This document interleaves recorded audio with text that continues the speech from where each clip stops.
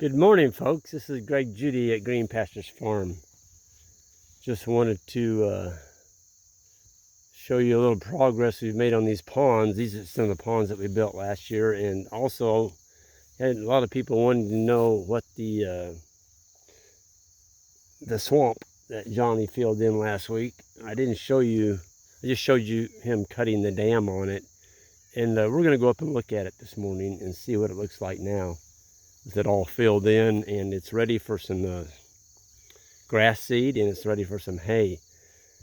So this particular pond dam was built, well, the pond itself was built last fall. It was around middle of November, right before deer season. It was, yeah, end of October, 1st of November. And anyway, look at the frogs in there. Man, I mean, there's frogs just lining that bank all the way around that pond.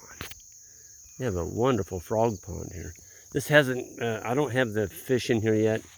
I need to get some cedars. We're going to put like 3 big cedar trees in here and anchor them down for fish habitat. And then we'll put our bluegill and our channel cat in. And then next summer, we'll put the bass. You got to put the bass in later, otherwise they'll eat everything, because they are the predator fish. But anyway, this dam was covered with fescue, Kentucky 31, and then we unrolled hay on it. And this would have been hay that was kind of mature, maybe baled a bit too late. And folks, this is clay that came out of, well, the pond's about probably 9 foot deep. There's the pipe on the back of it. We got a shutoff valve back there. But we covered this whole dam with hay. And if we hadn't done that, it wouldn't look like this. It would have looked more like, well, those bare banks over there. We got a little bit of hay still showing. I need to go back and replenish that corner right there. You can see a little bit of erosion right there in that corner. See it? That needs a little bit more hay on it. Quite a bit more hay, actually. But so if you build a pond, take the time to unroll hay on it. And folks, there's all kinds of stuff in here. I mean, the diversity is unbelievable. And this is clay that came 8 or 9 feet deep. So there wasn't any seed in here, none, because it was 8 or 9 feet under the ground. Ugh. This is a nasty weed right here. I pull one of them if I have time. They call it sheepweed. I don't know why they call it sheepweed, because sheep won't eat it. Nothing will eat it. But we don't have very much of it. I see when I yank it out. There's quite a number of them on some places. But look at that. Isn't that beautiful? You got the red clover.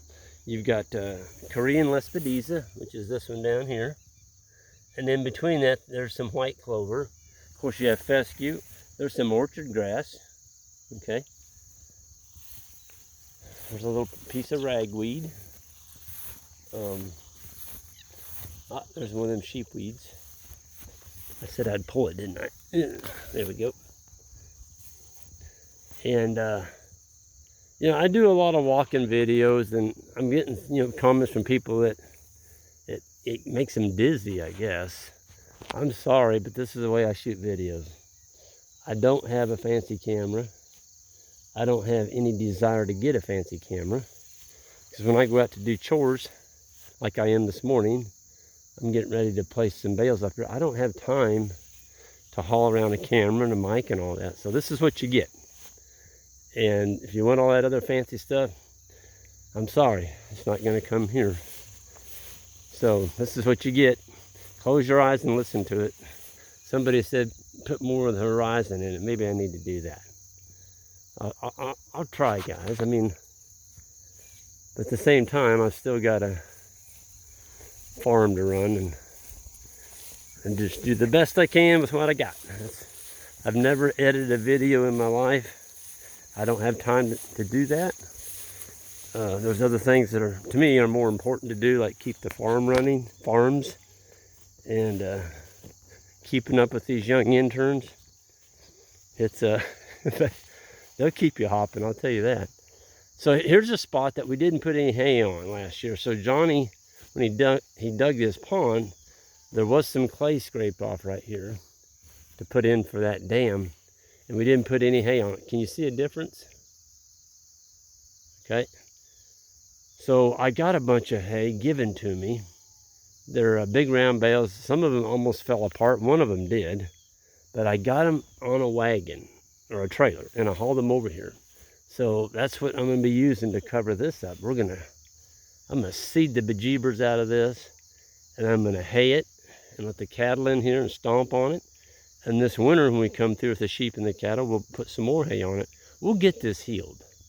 But folks, don't get fuzzy feeling having stuff like this around. I hate this. It just makes me feel like it feels like I'm mistreating Mother Nature. That's what it feels like. Mother Nature does not like to have her skin exposed. And when it is, especially if it's a result of something I did, I built that pond, and there was a little bit of a ditch here already, but it's a lot worse now. We're going to fix this. I am not comfortable with this at all. So this is priority number one as soon as we get caught up with everything else we're doing. But I told you we had a, there's where the actual tank will go. Okay, we'll hook a tank onto that. And here's the shut off right here. I'm not going to pull that off, because if I try and pull it off while I'm filming, that's not going to work real well. But we'll have a pad back here that the cattle and the sheep can drink from. And we won't have to let them in the pond. This one is fairly steep. About the only place you could put a limited skirt access would be over there in that spillway. And I'm not real crazy about that. This is a pretty small pond, and I want to keep it clean. The bigger the pond, the less effect the animals have on it if they're around it. If they go in it, I don't care how big a pond it is, they'll ruin it. So we're gonna, oh, look at the forage. Folks, it's been years since we've grown this much grass at this time of the year. I mean, we're in, this is August 15th, so we're halfway through August. I better hold it up.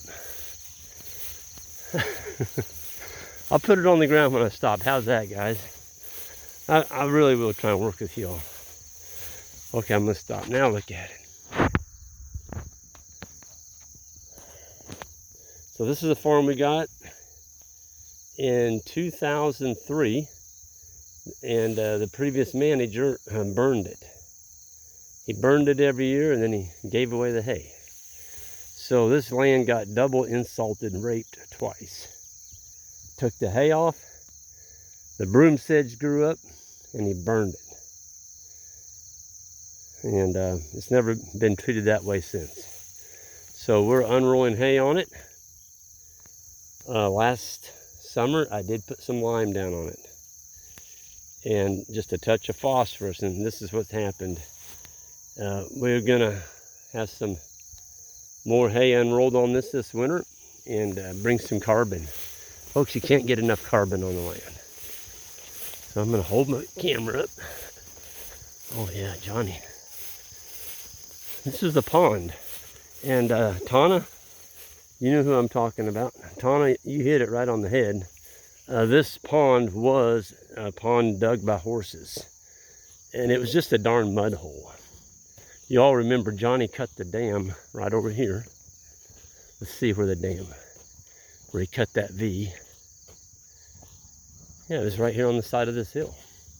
So all the water and mud, he kind of worked that water out, and then he just covered up the mud. I mean, he worked this over. So this is gonna take one big round bale, and there's still some sod in here. I mean, that's gonna help me a lot. You see that line of grass right there? There's some grass out in there. So that's gonna help speed up the recovery of it. But there's no grass right here. Okay, this is where a lot of the mud was at. So we'll seed it down real good. How do you know if you've got enough seed down on the land when you seed it? Well, if the seed is touching itself when you get through broadcasting it, I mean, it's got to be thick enough that the seed's touching the next seed. Now, that's with fescue. And I would say it's probably the same thing with orchard grass, or maybe not so much Timothy. But I'm not going to put any clover on this because the clover will come. The clover's going to come from the hay we unroll here. There's a lot of area here, and this is just a darn mud pit. We weren't getting any grazing out of this. Matter of fact, the animals, it was a huge liability because on a really hot day, young calf get in there and get stuck, and you have to pull one out. If you ever have to pull an animal out of mud, you'll never forget it. I've only done it once in my lifetime, and it was bad. And you know, I treated the cow for 2 or 3 days and tried to get her up on her feet. She finally did, but it was just a really bad process to go through. And it was just, there was a muck hole, and I didn't see it. It was on a new farm that I leased, and she went down there grazing and got in it too deep. She couldn't get out. So it's up to you all as managers of our farms, us. If you got muck holes that look like it could stick a cow or a sheep or a goat, fix it. Don't let animals in there. Sometimes animals don't use good common reason. They have an instinct to eat, and they don't think about the consequences. So this is going to be interesting to see how this is repaired. Oh, look at this. We already got it. A deer track in here. It's up here sniffing around. So we'll get this seeded and put the hay down. I got the free hay the other day. I got it all hauled up here. It looks pretty bad. If I have time at the end of the video, I'll show it to you. But yeah, it's pretty bad hay. But you know what?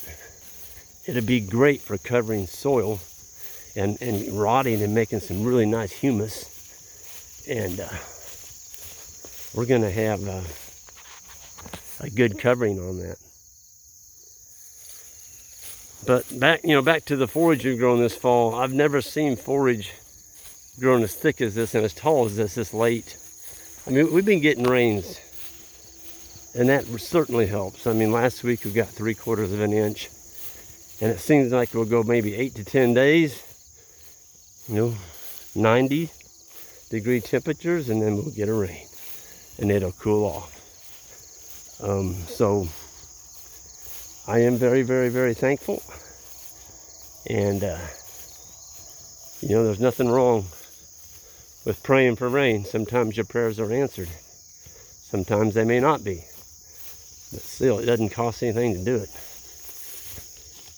And the rewards can be outstanding. I had Johnny push these thorn trees out over here. Landowner, she's like some of them. She doesn't want them right up on top of her place. So we took those out. You can see that bare spot right over there. We'll put some hay on that. Yeah, it looks better with those thorn trees out of there. It was kind of tight getting through there with anything, and just so many thorns, but he took them all out. It looks awesome.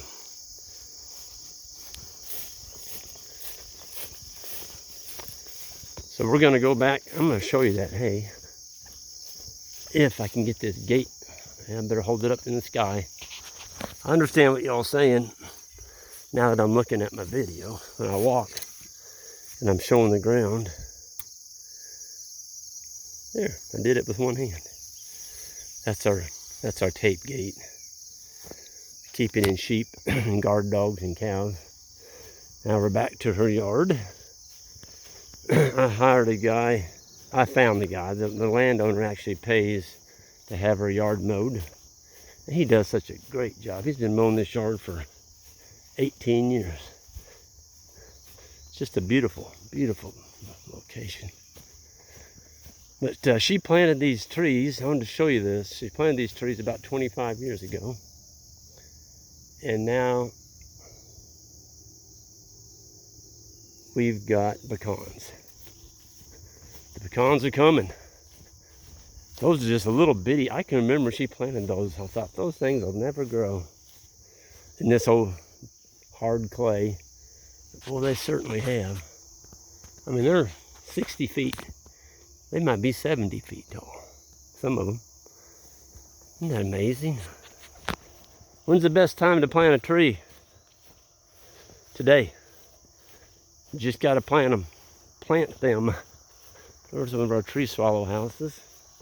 I think we've got about 15 or 20 of those on this particular property. Oh, it's such a beautiful time of the day. It's like, 68, 70 degrees out here. We know it's going to get hot. That's okay. It's August.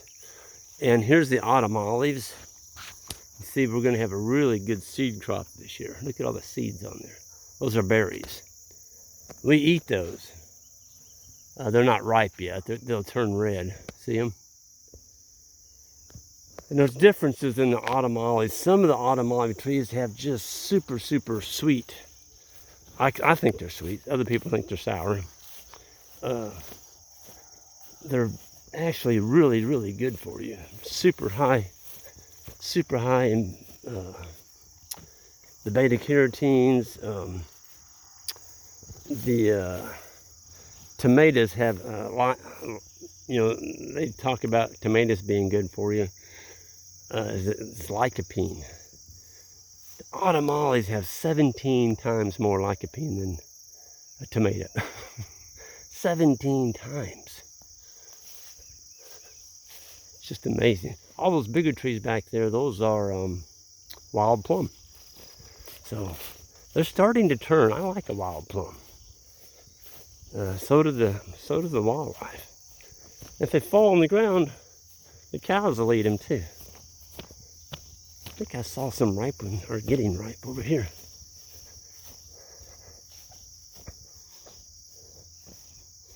Yeah, maybe they've already. There was some here the other day that maybe already fell off. I think they have. Anyway, here's the old hay right here, and it looks pretty bad. It's still got the netting on it, and that netting was key in holding them together. These bales don't have much feed value at all. Okay, this one here is probably 5-6 years old. As you can see, nothing's going to eat that except for microbes. But it makes a great, great soil covering if you're doing any kind of seeding. Here's the one that fell apart. Now, that one, I lost the netting on that one. But you know what? It held it together enough to get it over here. Here's the one that exploded right here. But, we can still pitchfork that. There's 1,200 pounds of dry matter here. Carbon. Yeah. Some of that's got pretty good color to it still. So this will all go up there where I just showed you. Not all of it. It'll only take probably maybe two bales of this. But folks, if it'll hold together, get it out to your property. I mean, this old bale here is so bad that it almost came apart on me, but it held together. So I can pick that up, set it on a trailer, cut the netting off, put it on the Greg Judy bale unroller, and unroll that. And even if you don't have a dead spot, you just got some poor land. If you could pick up, 10, 20 of those guys and unroll them out on your property, especially in the wintertime, the cows will lay on them for bedding. And just make sure you don't get it real thick. You want it probably 4 inches deep. And let the cattle come in there and trample on that. They're not going to eat much of it. You don't want them to. You're just feeding the soil. So any place you see where you have problems growing stuff, put one of those on there. There's a lot of nutrients in that old bale, and it's just like putting gold out on your land. And so with that, I'm going to go ahead and sign off. I did want to give a plug to the Stockman Grass Farmer Multi-Species Grazing School that I'm going to be teaching in Jackson. And those dates are it's in October. And I have to apologize, I don't have the date on the top of my head, but it is on our website at greenpasturesfarm.net. And that's in Jackson, Mississippi. So I'm going to be teaching a multi-species grazing school there. So we might see some of y'all down there. Anyway, y'all have a good one, and we're going to see y'all down the road.